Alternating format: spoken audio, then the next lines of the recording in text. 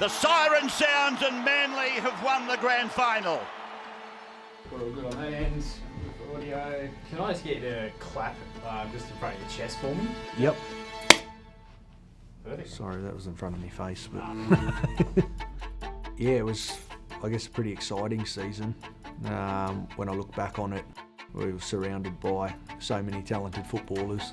What Mo? JB Lyon, Jason King, Steve Maddox, Brett Stewart goes to his brother Glenn, Brent Kite. We were pretty fortunate. A lot of those guys had played in the 2008 grand final, so by the time 2011 rolled around, they knew how to get the job done. Enjoy the ride. This is 2011. He's got it back for JB Lyon. That's a brilliant blindside play. Brett Stewart, that is freaky. Impossible. He's in again. I remember feeling reasonably confident that we were going to play some finals footy and give it a good crack.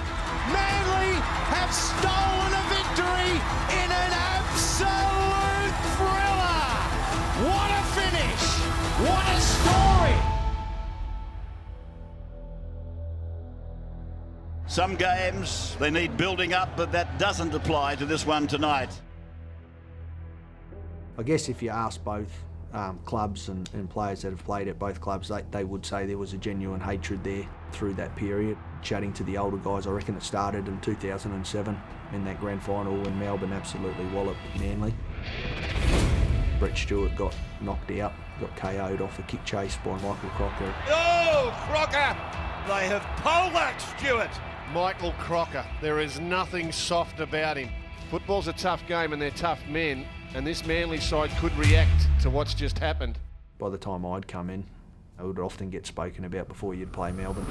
It's come from Alford to Beaver. And then obviously Manly returned serve in 2008. Oh! Steve Menzies has scored in the grand final. Both clubs really respected one another, there was no doubt about that, but there was definitely a dislike towards one another for sure. It's picked up by Hinchcliffe, and he'll play the ball 12 metres out from his own line. It was a perfect recipe for a fight, really. Like, Hinchcliffe had a bit of grubbiness in him, and Lussick, he didn't like to take shit, so it was just like, oh. And maybe no surprise as Lussick shapes up to Hinchcliffe and they throw them. It was a pretty big event in the end, and players got suspended and whatnot. So it was Adam Blair and Glenn Stewart, and they're still... Oh, it's on again! It's on again! Glenn Stewart and Adam Blair, and here come the reinforcements! Yeah, I think it galvanised the group a bit. If you can all come together as a playing group and look after one another, it only adds value to your footy team. There they've come from the bench as well! I'm sure it had a positive effect rather than a negative. I mean, you don't want to see blokes getting suspended, but at the same time, I reckon it would have played a role in terms of our determination and I guess our desire to get there in the end. Enjoy this one, the second on our Saturday night fever of rugby league. I remember being on the back foot for the first half of that game. They were playing some pretty expansive footy and they had the guys to be able to do that. JT and Matty Bowen. Thompson to Thurston, he rolls it in, it's a try for Tonga! Going into half time, we felt pretty lucky that the score was just the way it was. That probably gave us a bit of belief, knowing that if we clicked into gear, we'd probably come over the top of them. Cherry Evans gets it on to Foran. Foran gets it to Stewart, and the snake has gone in. Great ball. Beautiful passage of play. That was a pretty special moment. I didn't really look, I just threw the Hail Mary. I think I could hear Snake calling from about 10 metres away. He was that quick, he landed on the spot. Absolutely brilliant.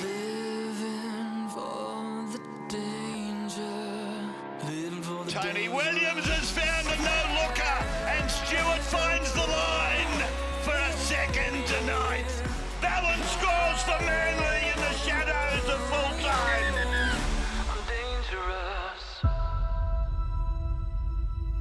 A mild night here at the Sydney Football Stadium at the end of a tough week for the Queenslanders, losing their skipper Lockyer on Wednesday. I remember through the week there was a lot of chat about, will he or won't he play, and obviously, we were anxious. And there goes Beale up above the pack. Now that's his best play of the night. I think he might have taken one of his own out. Was Lockyer? He's arguably their greatest ever player, and when he did get ruled out, we knew that they would be missing a lot of experience there, and we wanted to take advantage of that, and I think that's why we we tried to start as fast as we could. Tackled a metre away and a go from dumbing half for Ballon. He's over. Hubawadi. Hubawadi scores for Manly. Jerry Evans and here's Brett Stewart. What a pass. You know, it would have been pretty daunting for them being down 16-0. I do remember them having a bit of a fight back though, and starting to come back on us.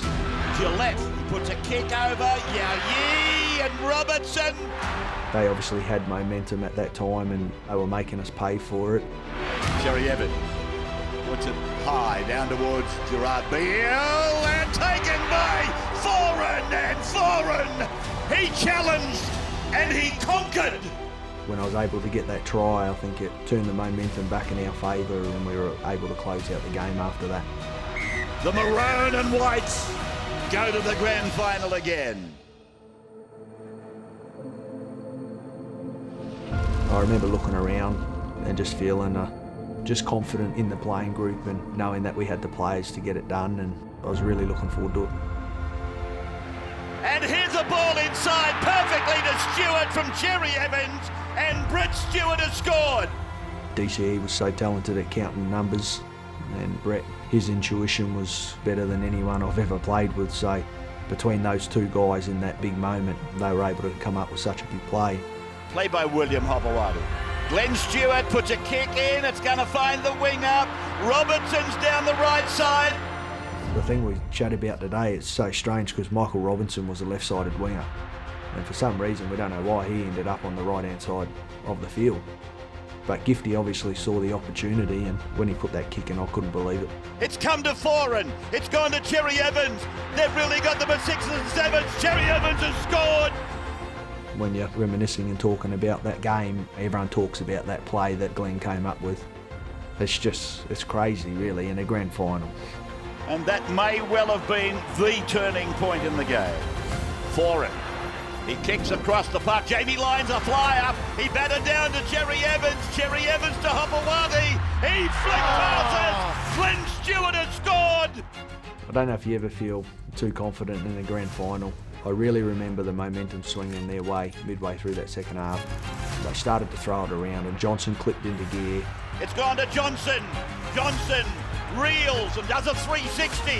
And Vatuvei scores for the Warriors. There were some worrying signs there. They were starting to come. Johnson asking them a question.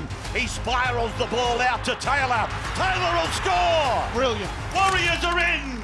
I remember looking up at the clock at one point thinking we've got to try and turn the momentum because they've got it all at the moment. They might just have one more try in the Manly. The Warriors have been valiant, but not much left in the tank. Glenn Stewart, he gets it away for JB Lyon to score. In the shadows of full time, the captain, JB Lyon, scores for the Eagles. I don't think I've felt as excited and relieved ever in the moment. It was the best feeling I'd ever felt in my footy career. The siren sounds and Manly have won the grand final. You know, looking back on it now, I think I was so young, I didn't really realise the magnitude of what we had done. You know, myself and Chezza, we were so young and we were just blessed to be involved in such a great footy side. And he is the champion of your champion team.